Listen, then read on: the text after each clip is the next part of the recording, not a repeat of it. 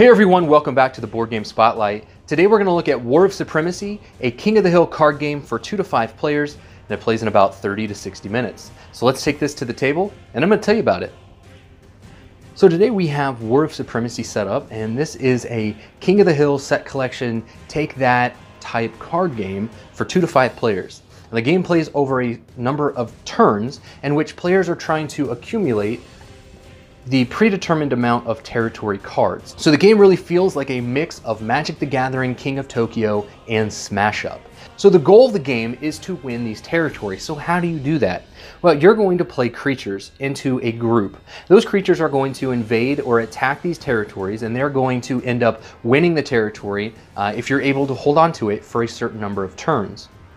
To determine the strength of your group, there's going to be a combat form. In this case, it's magic. So right now, the creatures that are deployed are going to fight with magic. So in our hand of cards, we will start with 5 creatures in our hand and 3 spells. So there are 3 forms of combat. You have wild, magic, and blade. Those forms of combat can change. If a player plays a spell, that would do so. If a territory is won, there are other ways to change the combat form as well, such as playing this Arcane Intelligence, which changes it to magic. It's already magic, so we wouldn't necessarily need to play that card. So let's talk about a player's turn. The first player in the game is going to deploy a group of creatures, and they are going to successfully invade, and now they are defending this territory. And so we would mark their strength with this token, so they have 12 magic form strength. If it was our turn, we would look at our hand of cards and we would need to determine what we're going to invade with. Now there are 2 ways to attack with creatures. You can attack with a group of like faction cards, or you can attack with a group of like archetypes. So in this instance, we could attack with these 3 cards in the same faction. This mercenary has no faction allegiance, so it can be played into any faction group. So if we attacked with these cards, we would have 10 total magic. That would not be enough for us to win this combat. Instead though, we could attack with an archetype. In this case, we would attack with all caster types of archetype. And that would give us 16 total strength, and we would win this combat. Now before this happens, we would deploy our creatures, and then going around, players would have an option of playing spells from their hand in order to mess with our attack or to mess with the defender. And so you would have to wait for all spells to resolve, and then you would activate any abilities you have on creatures that are attacking. So in this case, we would get to pick up 2 cards and give each card to any player of your choice. So we could divvy up those cards as we see fit. And if all players have passed and we have no changes to the current strength, and let's say we were able to win with 16 versus 12, we would remove all of the defending player's creatures, and now we are the current defending player. Now, depending on the player count, you're going to have to defend this territory for a certain number of turns. In a 2-player game, you're going to have to defend this territory for 2 turns. In a 3 to 5 player game, you're going to need to defend until it gets back to your turns. Each player would have an opportunity to attack and win this territory. So if it got back to us and no one was able to beat our 16 strength of magic, we would remove all of our successfully defended cards. We would gain this territory as a part of victory points.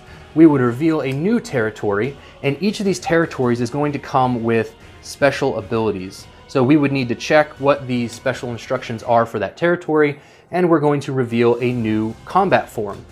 So in this instance, now Blade is the current combat form.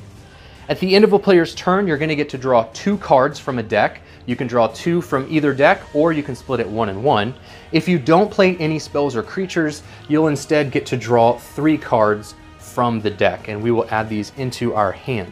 So the game is all about constructing a great group of creatures that can successfully attack and successfully control a territory, but also sculpting your hand of spells that are going to allow you to do a variety of different things. There are spells that are going to allow you to stop a player from winning a territory. If they're about to win, you can time-lapse them. There are cards that are going to allow you to put extra creatures into play when you attack.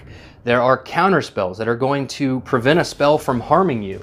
And so really, the player interaction comes from not only the creature groups that you're playing into the territory, but also from the spells that you are holding in your hand and the spells that you play in order to either stop your opponent from harming you or to set your opponent's back, or really however you want to play those spells. It's really up to you, but spell deck is just full of player interaction.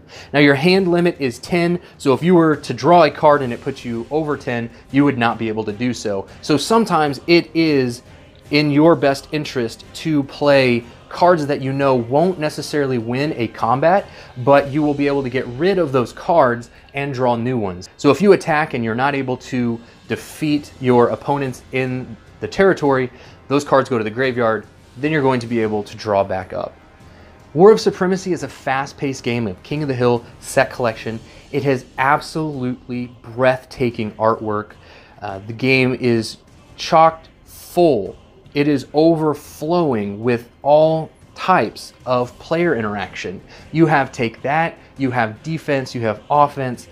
A lot of the creatures come with special abilities as well. So the set collection in the game is really interesting, and not only for faction types, but also for the archetype. There's generally always going to be a way to use cards from your hand, either forming them into a group of like faction or archetype. The game plays very quickly, 30 to 60 minutes. If War of Supremacy looks like a game that's for you, if you're interested to know more about War of Supremacy, take a look at the description below for a link to their Kickstarter campaign. This has been Derek with the Board Game Spotlight, and this has been your preview of War of Supremacy.